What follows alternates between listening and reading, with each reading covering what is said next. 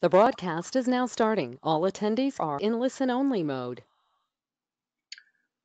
Good afternoon, everyone, and thank you for joining today's session, Do You Have IT Resilience Risk? My name is John Beatty, and for more than 10 years, I have been working with the clients of Sungard Availability Services to establish and mature their business and IT resilience programs. IT complexity is escalating at an unprecedented rate, with production compute platforms and data being scattered across many locations and providers. Some you directly control, and others you may not. And the number of threats and risks to these capabilities are clearly on the rise. Couple that with executive management awareness of the high-profile, high-impact threats, such as ransomware, and you have a lot on your plate, no doubt.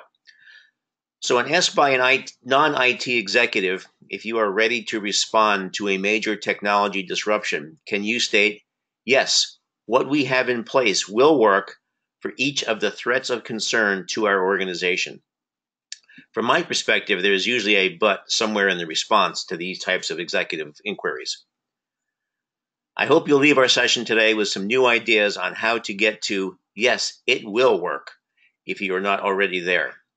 For the purposes of this discussion, we will look at disaster recovery as a subset of IT resilience.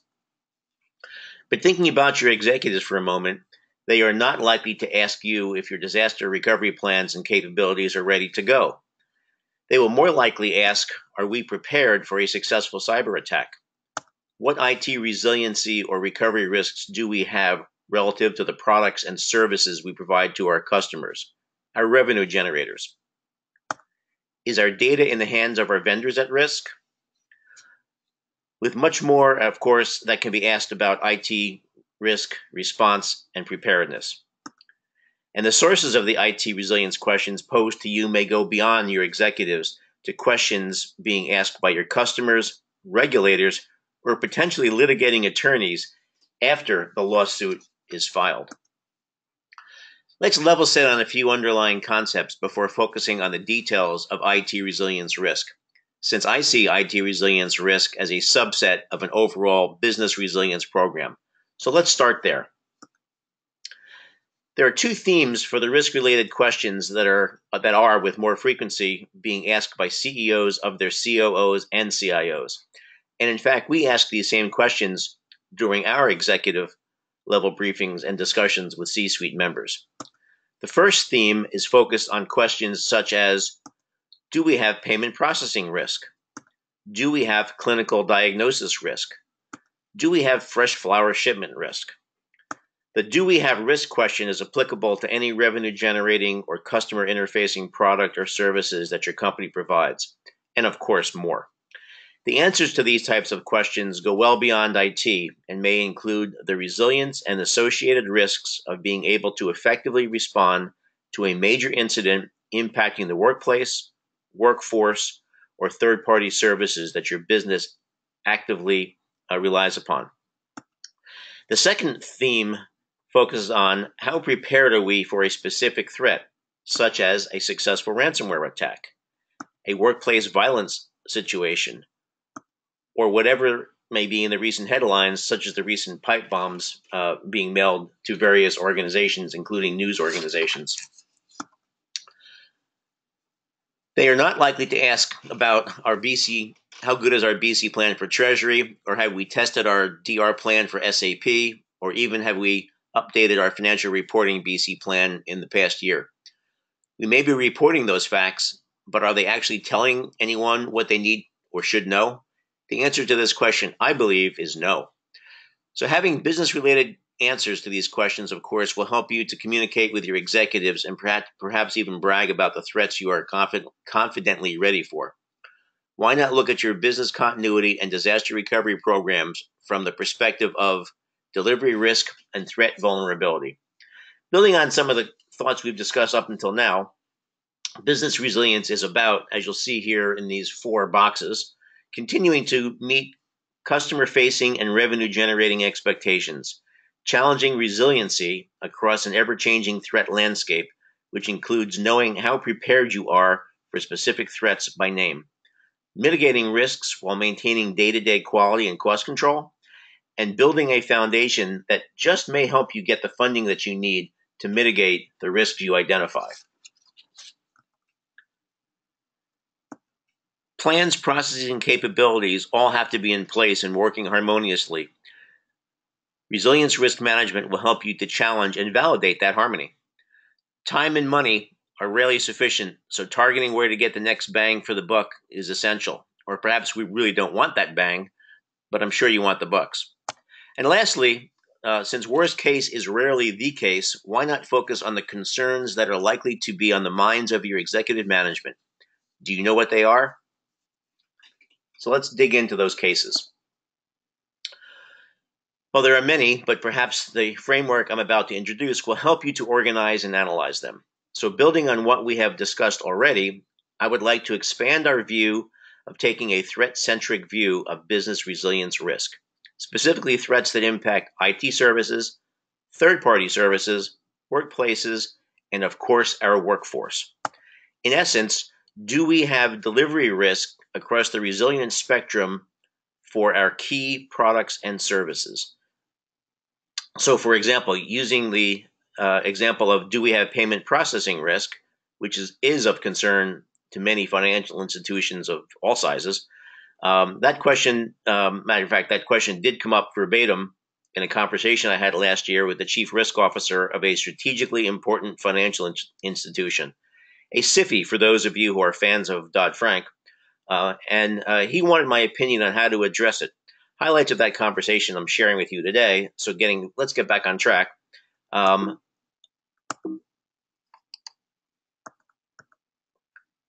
resilient are our key products and services to the unexpected unavailability of key resources, IT services, third-party services, workplaces, and workforce?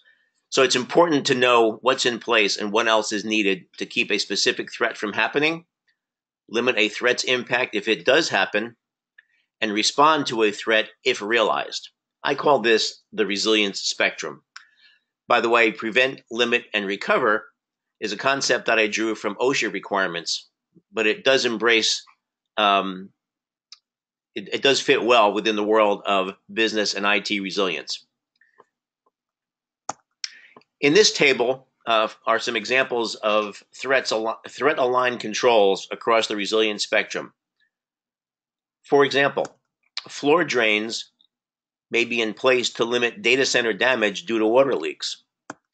Third-party mail processing and inspection services may be in place to identify and address suspicious packages, thus preventing them from arriving at our place of business.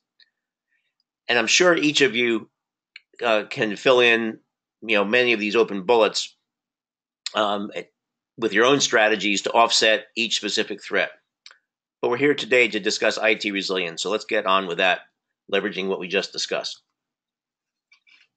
Based on the concepts from the previous slides, we believe that the subject of IT resilience and the DR program within it should identify and manage both risk from both a product and services perspective, as well as from the perspective of specific threats or use cases.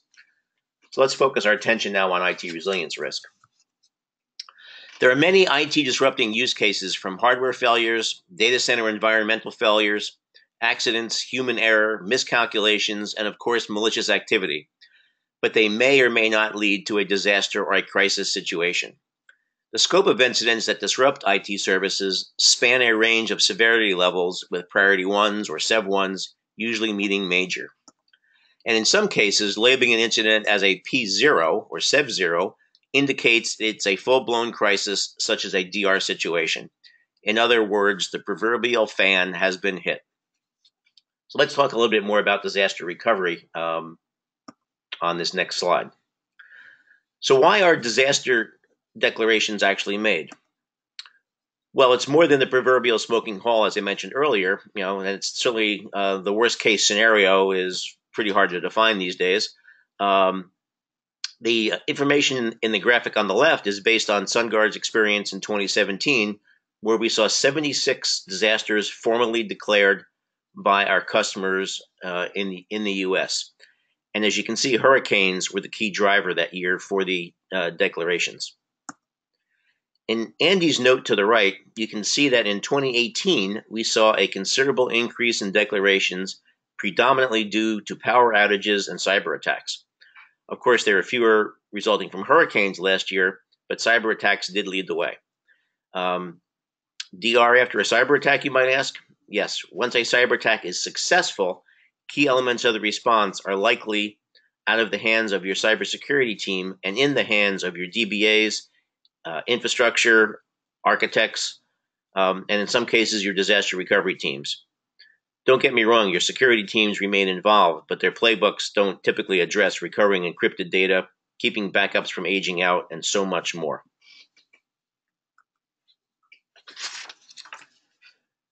So how resilient is your IT environment? How resilient is it to the sustained loss of a data center?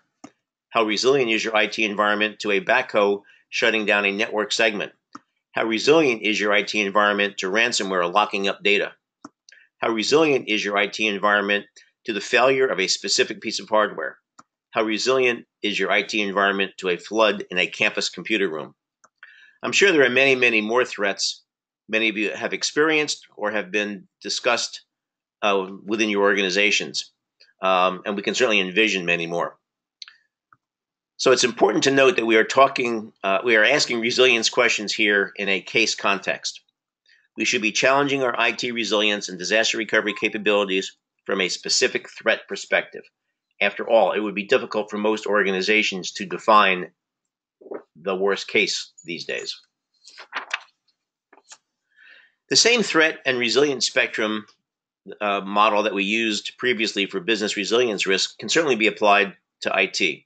So let's think about a threat-centric view of IT resilience risk. There are certainly many threats that can disrupt data, compute, and network, and IT services, therefore IT services overall.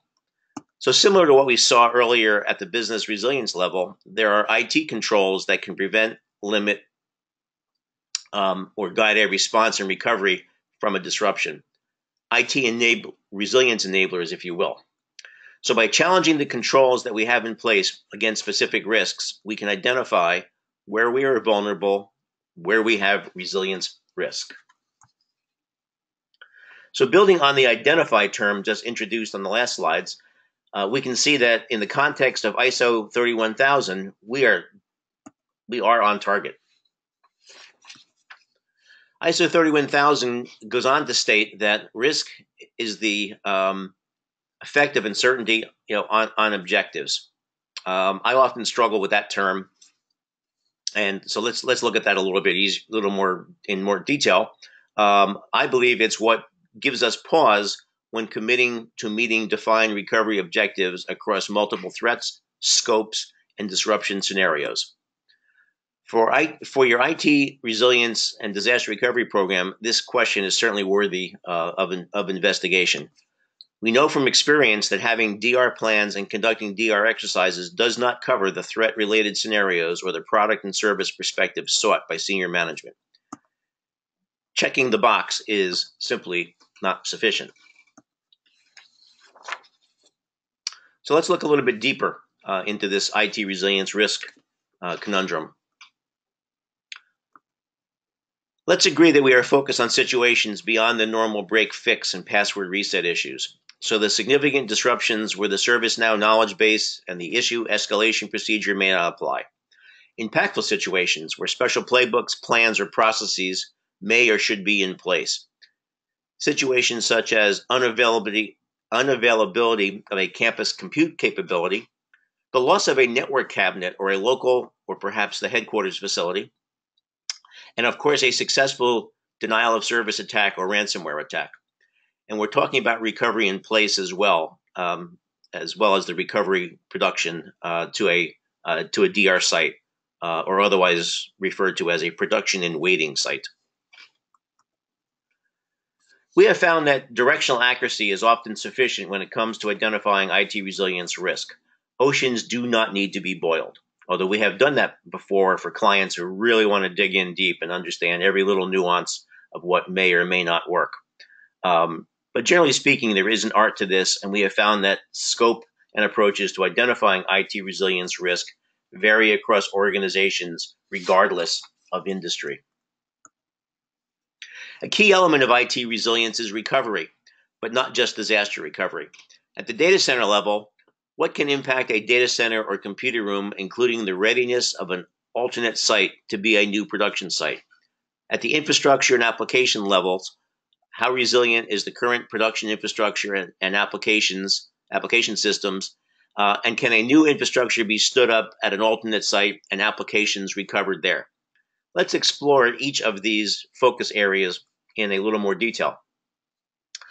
So is the targeted recovery site ready to be the new production site? Is it the production and waiting site that we would like to have? What could compromise my current production sites, whether they be data centers, campus compute rooms, or local server cabinets? This includes data centers to be used in a DR situation as well as the computer rooms and closets that exist throughout an organization. How ready are we for a technology failure? And of course, it includes the facilities that our critical third parties may use in their own recovery efforts. Do we need to know if our production and waiting environment is safe? And is it safe and ready to be used for production? I think the answer to that is a profound yes.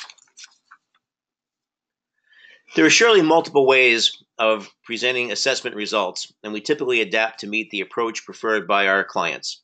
Here we see an organization with 5 production data centers, campus compute rooms, and local technology rooms listed across the columns, and the assessment parameters that were used in the rows, which includes power, physical security, and much more.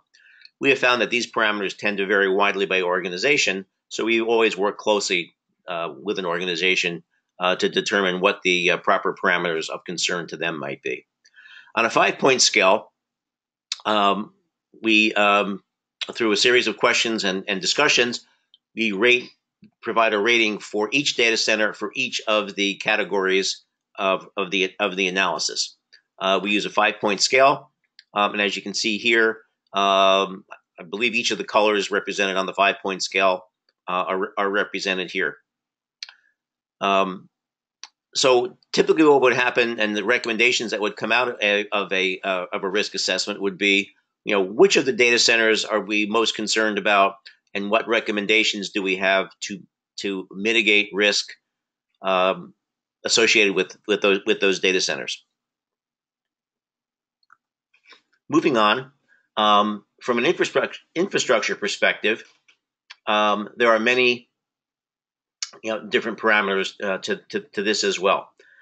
So there are multi-scenario, multi-use case response plans with, so are there multi-scenario, multi-use response plans and with reasonable levels of detail to guide recovery efforts for things like Active Directory, the core network, remote access, servers, authentication, security. So we want to make sure that all of those capabilities are going to be in place and that we understand how they're going to be recovered. Is the necessary documentation in place? Is the necessary training have been executed? Have there been exercises to validate all of that? That's all looked at the infrastructure from the infrastructure perspective. If you can't stand up the required infrastructure, you won't be able to recover the application systems. So identifying infrastructure resilience is probably the most important element of analyzing your IT resilience risk profile. So typically, and here we see a different way to view assessment results from what we saw earlier. So there is no right way to present conclusions and risks. Again, it's typically determined in concert with each organization that we get involved with, and your organization may have its own unique way of presenting risk results to your management and to your executives. And of course, in this case, in this example from a different organization, we used a 3-point color coding scheme, red, yellow, green, that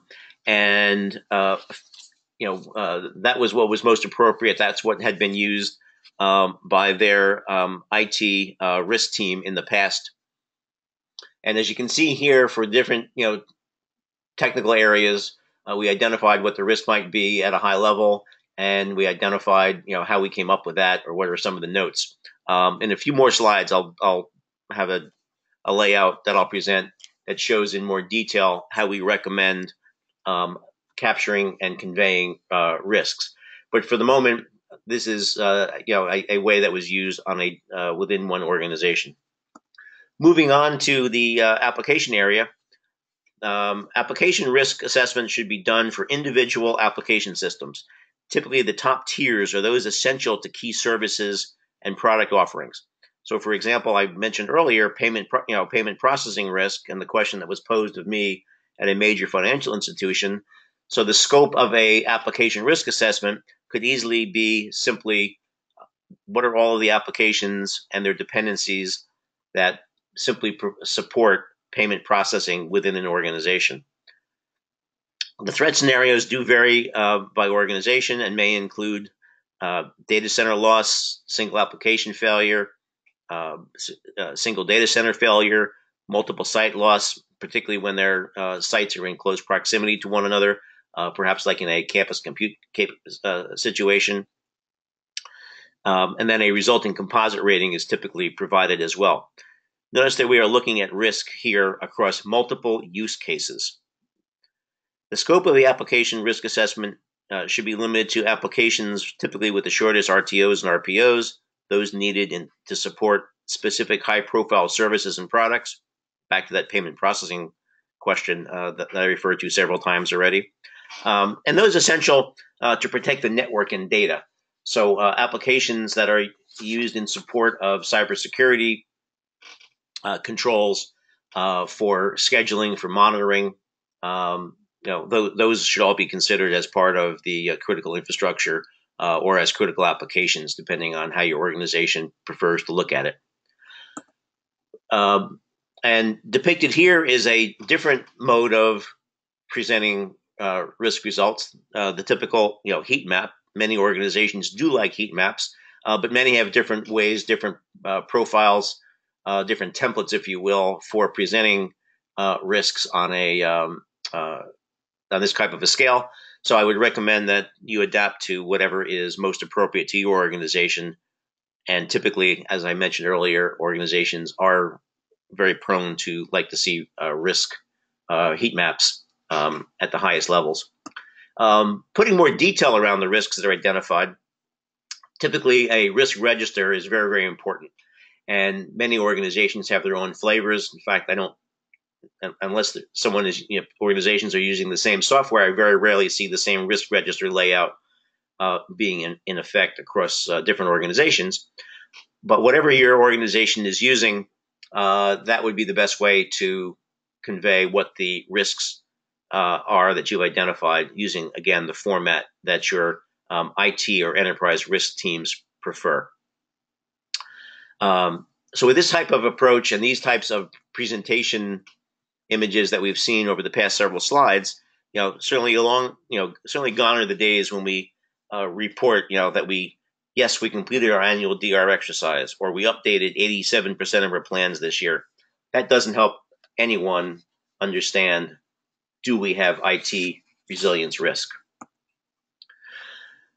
There are many ways to look at risk, but using the lens of interest to your executive management may just make a difference to how the value of your IT resilience and DR programs are perceived.